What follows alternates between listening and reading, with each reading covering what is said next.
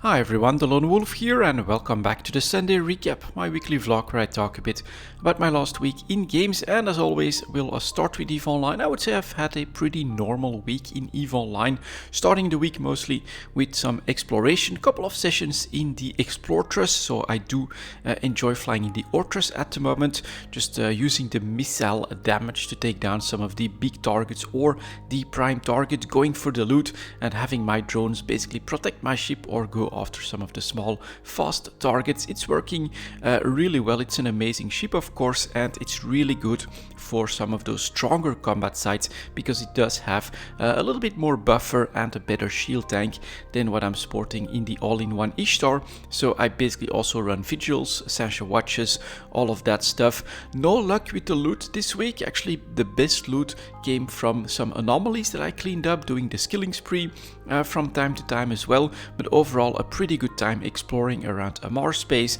and getting back into the Ortress experience. It's pretty good.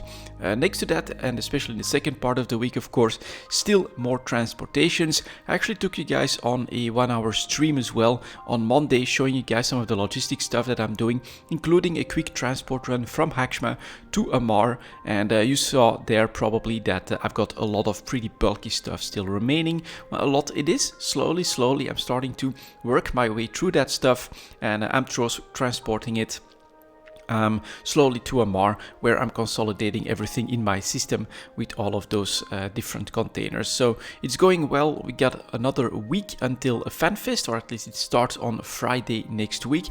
I am really curious, but I also basically know what I'll be doing while watching FanFest. That will be more transportation, getting ready, and hopefully getting excited for some of the new stuff.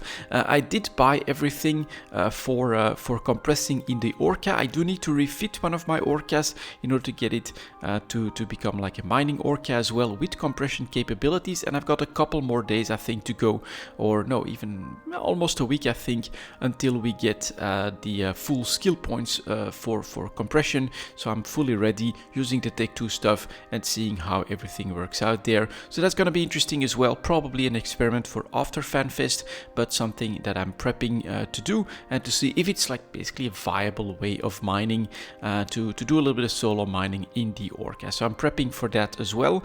On the PI front, well, I cleaned out the planets on Monday as well during the live stream, so no need to worry too much about that one. For the next few weeks we're basically just running the extractors every 24 hours, and well, some of you guys actually sent me some in-game mails giving me some tips as to where I could find some lower taxes on some of the PI exports, and it's mostly in Galente space. Interesting enough, I'm not gonna give you guys too many spoilers, but part of my medium to longer term plans could be to maybe take a jump clone into Galente space and see if I should move some of my PI activities over there, because well, I'm also starting to have a pretty big chunk of PI ready in Amar as well. Coolants have dropped off substantially all of a sudden because of the nerf to the water needs in general through the entire industry chain in the game, and so it's not the right time to sell. I'm stockpiling, and I already have some decent stockpiles because I have been selling, but slowly. I didn't want to spook the market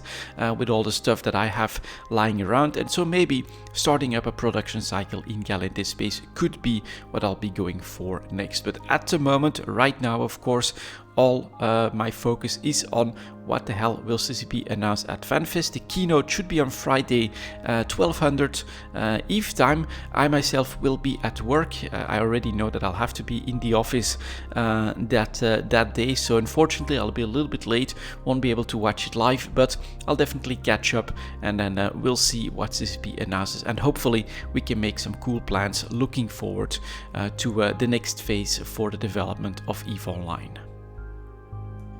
I also had a little bit more time to spend in Vampire Survivors. I actually unlocked another character, a little dog that poops out flowers, I'm gonna say, always behind him. So kind of an interesting weapon type as well. I don't think it has any upgrades, but I did manage to complete a map with that one as well. Haven't gotten him to level 100 yet. I think that's always one of the challenges to do with all of those characters as well. And so I'm still slowly playing that game, unlocking more stuff and getting some of those power-ups that you can then grind the gold for. I still have one very important one to get, but it's like 30,000 gold or something like that. It does take a little bit of grinding so that you get a respawn, so an extra life. I think that's also what needs to become part of your drop pool, I'm going to say, so that you can get the upgrade for the dual pistols, which I haven't gotten at this point yet either. But overall, definitely a very, very fun little game.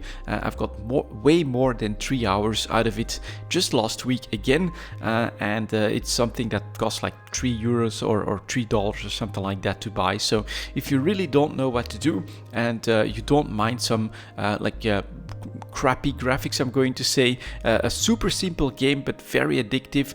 The gameplay loop itself is quite rewarding, and then you've got plenty of stuff to unlock, to grind for, and it's actually a pretty nice little sidetrack at the moment. It's not all that relaxing. I definitely would not say that this is like a Banished or a Civilization experience, but it is something that you can do in small chunks and enjoy and still feel like, yeah, I'm making some progress there. There's something else I haven't tried yet, a combination that I need to take a look at. You just start up another game, blast through that half an hour later.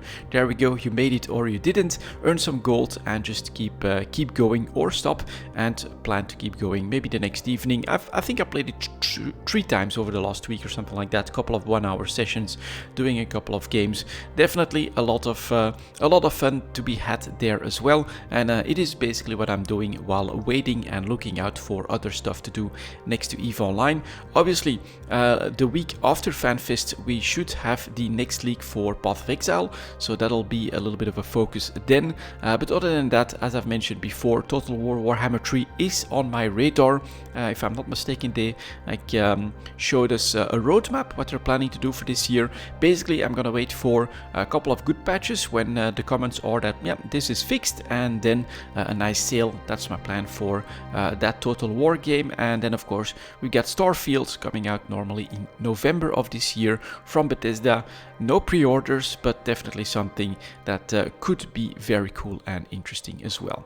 And that was my last week in games, guys. Thank you very much for watching, and as always, I'll see you next time.